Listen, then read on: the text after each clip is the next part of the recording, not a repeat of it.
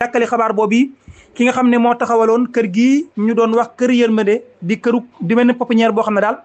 soxna sii di Ndella Madior Diouf moo ko taxawaloon déposé waat na beneen yoon ab demande de liberté provisoire ngir sàkku daal ñu féexal ko buñ sukkandikoo ci kër see xabaar gi di Les Échos moom Ndella Madior Diouf day dafa daal di profité jaare ci kon bi ñu tëjee enquête bi ginnaaw bi nga xamee ne kon attekat bi juge bi nga xam moo yor dossier bi kon daal di nay diglu mbooleem ñi nga xam ne kon inculpé nañu leen ci mbir mi daal nag kon tëj li nga xam ne moo ci dossier bi mu jaare fa nag daal di sàkkuwaat beneen demande liberté provisoire ci njëkk nag attekat bii di juge d'instruction bu deuxième cabinet Mouhamadou Seck dafa gàntaloon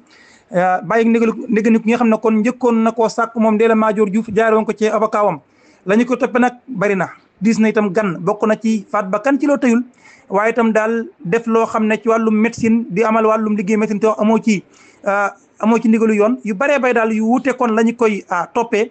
moom directrice bu rajo Safir FM mi ngi ci kaso bi depuis décembre 2023